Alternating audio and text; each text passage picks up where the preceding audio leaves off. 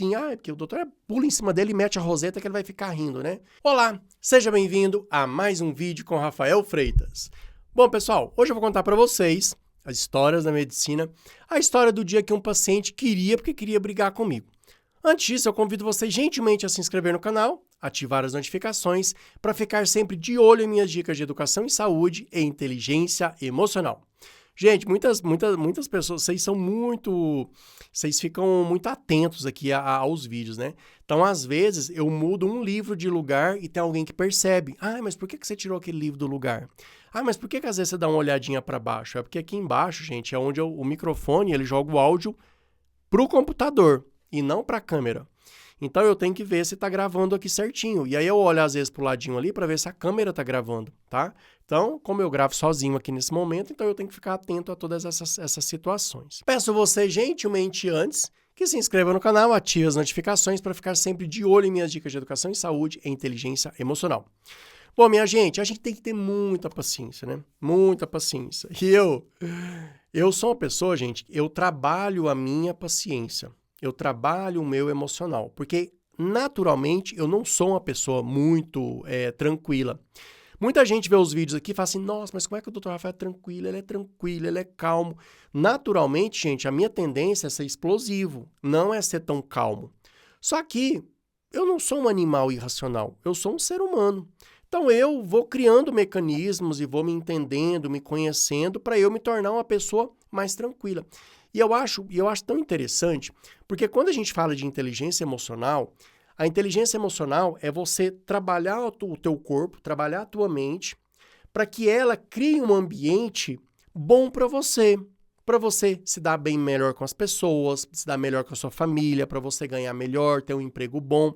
Então, eu fiz isso. Bom, eu tenho tendência para ser um pouco grosso, né? Eu tenho tendência para ser um pouco ríspido. Mas eu não vou ser assim. Ao mesmo tempo, eu sou muito educado, mas quando uma situação não sai do jeito que eu quero, eu tenho tendência a virar o polo. Então, eu tenho mecanismos para eu não fazer isso. E, gente, quando a gente vai trabalhar com público, então você vai trabalhar, por exemplo, numa fila, em qualquer lugar, né? Numa fila de um show, numa fila de um restaurante, e numa fila de postinho de saúde, fila de médico, você tem que ter paciência, porque ali, se as pessoas não têm paciência para ficar numa fila de um restaurante, imagina na fila de um postinho do hospital, que a pessoa já não está muito bem, tá ali. E ainda tem que ficar enfrentando toda aquela fila. Então, você tem que ter um trabalho emocional muito bom para você não surtar ali. E também a equipe para não surtar também. Porque você fica o tempo todo ali recebendo aquela energia, aquela carga de coisa ruim. Então, eu trabalhava num lugar que, gente, era muito atendimento, postinho, muito atendimento. Então, quando eu fui trabalhar lá, eu falei assim, gente, eu só consigo atender 15 pacientes de manhã e 15 pacientes à tarde. Eu não consigo. As pessoas têm que entender que ser médico não é só você olhar para a cara do paciente. Não, gente, quando você conta uma história para mim, o meu cérebro, ele tem que entrar, né? Eu tenho que raciocinar, eu tenho que escrever, eu tenho que pensar, eu tenho que propor, eu tenho que conversar. Gente, isso gasta muita energia, vocês não têm noção. Fala isso porque você nunca capinou um lote pra você ver o que é gastar energia. Cada coisa gasta um tipo de energia. O cara que tá capinando um lote é energia física, é músculo. E cérebro, gente, pensar, raciocinar é muito difícil. Então, eu sou sincero, depois de 10, 12 pacientes, eu já estou no stand-by, eu já não consigo mais raciocinar com qualidade. Mas, gente, não adiantava. Então, dia de 15 pacientes ia para 20. Chegava aquele tanto de gente, tinha que atender. E aí vem a má gestão da unidade de saúde, a má gestão da Secretaria de Saúde, faz com que isso piore. Porque nunca muda, nunca vai acontecer nada que vai mudar isso. Então, como os médicos vão lá e fazem isso, e fazem, e então ninguém muda, né? E aí eu tô lá, era um dia cedo, né? Era um dia quente, assim, calor e tal. E, gente, aquele vucu-vucu, quando eu cheguei lá naquele postinho, já tava aquele tanto de gente, aquele povo nervoso, aquele povo apinhocado lá perto da porta. E eu falava assim, gente, pelo amor de Deus, põe os pacientes na outra sala de espera. E eu vou chamando, eu chamava por microfone, então não tem necessidade da pessoa. Mas não adiantava, gente, o povo não respeitava. Se você não pôr polícia e pôr alguém com cacetete para cuidar de uma fila, poucas pessoas vão respeitar. É impressionante. Então, aí eu ficava atendendo o paciente aqui, escutando aquele auê lá de fora, e paciente bravo, porque estava passando gente na frente, aquela gritaria. Pronto, cadê meu raciocínio? Cadê a minha paz? Cadê a minha atenção naquilo ali que eu estava me propondo a fazer? Então percebam, gente, que às vezes é muito complicado a vida de um profissional que está ali tentando fazer do melhor para um paciente, mas o ambiente não deixa. Então eu falava assim, meu Jesus amado, tem que ter paz. Aí eu tenho uma frase comigo assim, ó, apenas os justos têm paz de espírito. Então eu falei assim, bom, eu tenho que ser justo, né? Beleza, então aquela pinhocada de gente lá de fora. Aí eu entrei no consultório.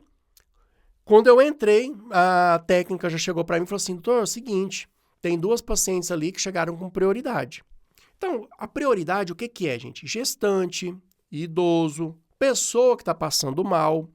E daí, o que que eu fazia? Eu sempre pensava assim, ó, se nós temos 3 prioridades, por exemplo, 3 gestantes, gestante não é doença, se a gestante está ali tranquila, de boa, vamos intercalar. Uma gestante com um paciente normal, uma gestante com paciente... Eu não jogava as 3 gestantes primeiro.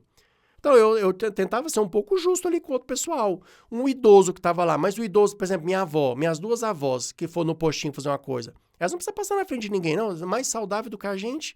Então, não tem necessidade. Então, a gente tem que usar um pouco o bom senso. E a gente usava, e mesmo assim dava barraco. Aí nesse dia, e aí o que acontece? Só que o barraco não é comigo, o barraco é com os outros, porque quando o paciente é no consultório, entra uma maravilha. Só que assim, gente, eu só estou no consultório e vejo alguém maltratando uma pessoa que trabalha comigo, me dói. Eu tiro a pega a dor da pessoa, sabe? Aí eu vou lá ver o que está acontecendo, tudo.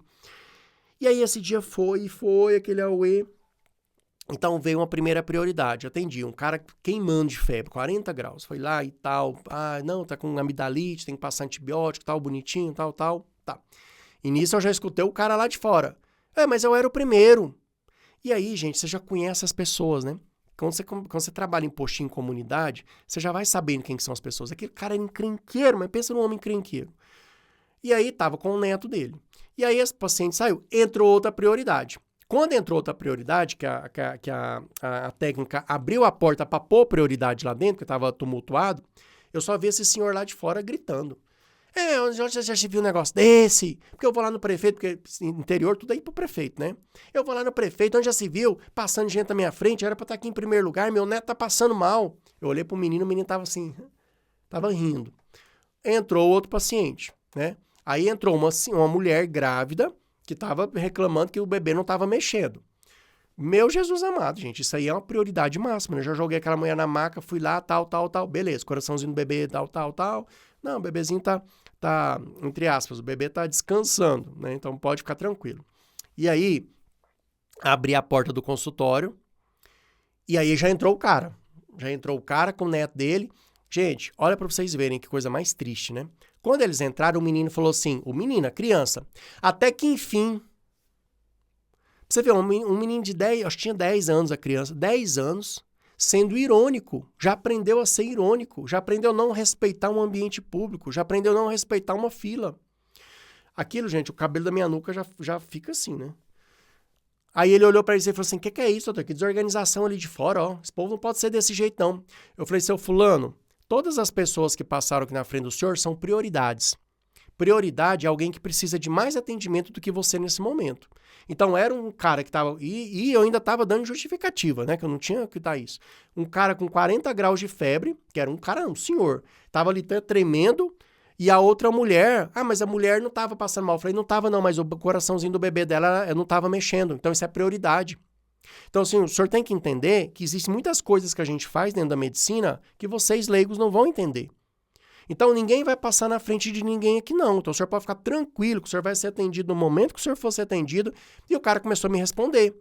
Porque eu acho que ele pensou assim, que eu era muito humilde, muito sim. Porque o doutor pula em cima dele e mete a roseta que ele vai ficar rindo, né? E eu já confrontei ele ali. E, gente, pensa num homem barraqueiro. E aí ele pegou e falou assim, mas não sei o quê, porque outra vez eu falei, não, eu tô falando hoje. E o senhor pode ter certeza que se um dia eu estiver atendendo um paciente e alguém passar na frente da fila, é prioridade. Ou se não, alguém fez algum chuncho ali, tá fingindo que tá passando mal para passar na frente, mas eu não passo, você sabe por quê?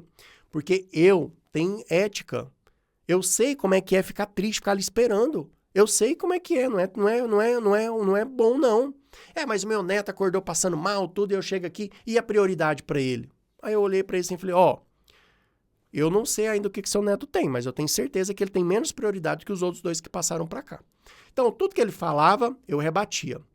E aí, de repente, eu virei para eles e falei assim, seu fulano, quer que eu possa ajudar vocês? O menino tá passando mal. O que você tá sentindo? Aí ele olhou para mim. Pois é, depois desse tempo todo, né? Então eu tô sentindo... De novo o menino foi... Gente, pelo amor de Deus, nessa hora eu falei assim, gente, eu não quero mais trabalhar nesse lugar, porque eu não suporto gente mal educada. Porque depois desse tempo todo, né? Tal. Aí na hora que eu fui falar pra ele, falei assim, pois é, então depois das duas prioridades que precisavam mais do médico do que você, vamos lá ver o que você tá precisando. E aí o cara me olhou fuzilando assim, levantei, peguei o esteto, olhei a garganta do menino, a garganta estava infeccionada, começando a infeccionar, aqueles pontinhos de pus na garganta. Falei, sua garganta é infeccionada, tal. Então você precisa fazer assim, sim, tal. Aí o avô, que era o neto, né? Aí o avô falou assim, não adianta passar esse antibiótico aí não, porque ele já é resistente, porque a garganta dele está sempre infeccionando. Aí eu sentei, né? Ele já tinha falado que ele tinha episódios recorrentes, né? Falei, então vamos lá. Você precisa fazer uma cirurgia para tirar as amígdalas, porque você já começou a fazer essas amígdalas, esses episódios de amidalite que você está tendo, quase uma amidalite por mês, isso aí já está acabando com os teus rins, então você não pode... Né? Gente, aí eu joguei o nível da consulta lá assim, ó, lá no 30º andar, sabe? Porque assim, então vocês precisam procurar um otorrino para tirar essas amígdalas, porque se isso continuar assim, então no futuro você pode ter problema renal, tal. Eu vou passar uma injeção, que essa injeção aqui é tiro e queda, e já vou fazer um encaminhamento aqui. Se vocês não quiserem esperar pelo SUS, não vou esperar pelo SUS, não, o SUS tem essa fila, não sei o quê. Falei, então eu vou indicar um otorrino, amigo meu, muito bom, o senhor pode ir lá de olho fechado, que ele vai resolver esse problema do senhor. Mas... não deixa de fazer isso, tal. Gente, eu comecei a falar coisa técnica e comecei a falar, eles ficaram assim, ó. Eu acho que eles nunca imaginaram, assim, que eles iam ter, né? Aí no final, que é resultado? O senhor, doutor, eu queria pedir desculpa pro senhor, porque mais a gente fica nervoso, né? Falei, não, página virada. Peguei na mão dele, peguei na mão do menino, falei, tira as amígdalas aí, pra você não ter problema de rim no futuro, hein, tal. Não, beleza, doutor, obrigado. Saiu. Gente, moral da história. A gente é testado o tempo todo. Eu podia muito bem ter saído na testa com esse paciente, eu não vou atender o senhor não. Aí esse paciente chamaria a polícia e já viraria aquele angu de caroço. Tem uma regra no coaching que a gente chama essa regra de 20-80. É 20-80, 10-90, é a mesma coisa, né? Só muda o jeito de interpretar o negócio. O que acontece? A grande consequência de alguma coisa que acontece com a gente não é o fato em si, é a relevância que a gente dá para esse fato. Olha que coisa mais mágica. Então, por exemplo, o paciente deu barraco lá, começou a gritar, tal, isso eram os 10%, os 20%. Só que os 80%, os 90%, que era em si a grande consequência de tudo que podia acontecer ali, era o significado que eu dei para aquilo. Peguei sob controle. Peraí. Com inteligência, com tranquilidade, assim. Coloquei todo mundo no eixo com muita educação, com muito respeito. Mostrei que eles estavam errados. Fui irônico para mostrar que ironia dói. Então, a ironia veio, a ironia voltou. Mas fui educado, dei um excelente atendimento para eles e contornei. No final, os dois me pediram desculpa praticamente, porque o menino também estava me adorando, assim, olhando, sabe? Resultado, tá? E aí, gente, teve outra coisa que eu fiz no meio dessa consulta também, que é uma estratégia muito inteligente. O menino tava com a camiseta do Flamengo, Corinthians, não sei. E aí eu falei assim, e essa camisa aí, hein? E não era do São Paulo, porque eu sou São Paulino, mas eu lembro que eu brinquei contrário. Falei, vou te dar uma camiseta do São Paulo pra você trocar essa daí. Dele, aí o menino já conectou comigo. Então, nós que lidamos com o público, você que lida com seu chefe, você que lida com o marido, com os filhos, a gente sempre está trabalhando com pessoas. A gente sempre tem que negociar alguma coisa, a gente sempre tem que rebolar para dar o nosso melhor, para evitar que a situação saia do controle, para deixar tudo da maneira controlada. Eu vejo muito mãe, muito pai, muita gente esguela e sai fora do controle. Por que está acontecendo isso? Falta de inteligência emocional, falta de dormir bem, falta de exercício físico, falta de meditação, falta de se conhecer, falta de se investir, treinar a memória. Tá treinando o músculo, mas não treina a memória, não treina a mente, não treina a cabeça. Então, gente, a gente precisa fazer isso, a gente precisa ter essa tranquilidade, principalmente quem lida com um grande público.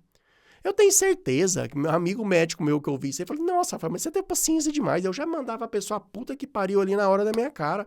Não tira a razão do colega, não tiro. Não tô falando que ele tá errado e eu tô certo. Eu tô falando que, pra mim, no meu sentido, no meu entender, as coisas ficaram por ali. E aí, eu conheci a família desse cara. Resultado, eu saí nesse lugar que eu trabalhava, eu ia a pé lá para casa da minha avó. Então eu saí, fui a pé para casa da minha avó. Quando eu cheguei na casa da minha avó, eu encontrei ali, porventura, a mulher desse cara. E a mulher falou assim, e você atendeu hoje o meu neto, né? Nossa, ele ficou encantado com o atendimento. Mas o meu marido falou assim que você é muito educado, porque não sei o quê, não sei o quê. Por quê, gente? Porque você deu o seu melhor. E quem que saiu ganhando na história? Eu. Ou ali o pessoal do posto. Então ele saiu tranquilo, porque ele entendeu que não era do jeito que ele queria, né? Eu fiquei tranquilo também que ninguém saiu falando mal de mim para as pessoas. E depois eu falei, pô, então ele não ficou magoado com a consulta. Quer dizer, ele começou a ver, distorceu pro positivo. Então ele esqueceu aquele auê do começo e entendeu só o finalzinho. Então que a gente faça isso nas nossas vidas. Tá no ônibus, alguém te dá um empurrão, alguém toma o seu lugar numa fila, vira e sai. Vira e sai. Pensa numa coisa maravilhosa que você tem na sua vida. Vale a pena você ficar perdendo energia? Vale a pena você ficar dando significado para o que é insignificante? Se você está no trânsito e tomou uma buzinada, aí você vai apontar o dedo e vai jogar o carro em cima, você está dando significado para uma coisa que é insignificante. Pensa na hora dos teus filhos. Eu nunca me esqueço. Eu dei uma palestra de inteligência emocional uma vez para uns amigos meus, médicos, e aí ele falou assim, Rafael, e esse cara ia de moto. Ele falou, Rafael de Deus, o cara me fechou. Quando o cara me fechou, eu já ia jogando a moto em cima do carro. Eu lembrei na hora dos meus filhos. Falei, putz. Falei, não, amigo, pode ir, né? E o cara bravo dentro do carro, falou assim, desculpa aí, pode ir, fica tranquilo. O cara no meio do carro sem entender, ele acelerou a moto e foi embora. Eu podia ter tomado uma facada, um tiro, o cara podia ter jogado o carro em cima de mim, o cara podia ter gritado comigo, eu podia ter... Fui embora tranquilo. Porque eu não dei significado para uma coisa insignificante. Eu, naquele momento, não dei muito significado para uma coisa insignificante. Fui lá, respondi à altura tudo, mas depois eu devolvi para eles um atendimento muito bom, que tampou aquele momento chato ali do começo. Tá? Então, vamos levar isso para as nossas vidas, que as coisas ficam muito mais tranquilas. Agora, eu queria saber, agora esse aí eu quero saber, gente. Vocês, no meu lugar, como médicos ou como médicas ali, o que você faria com esse paciente que entrou nessa arrogância? Me conta aí que eu quero saber, tá bom? Gente, obrigado pela companhia. Não se esqueçam de curtir, compartilhar, se inscrever no canal e ativar as notificações. E se cuidarem ao máximo, ok? Grande abraço. Se cuide!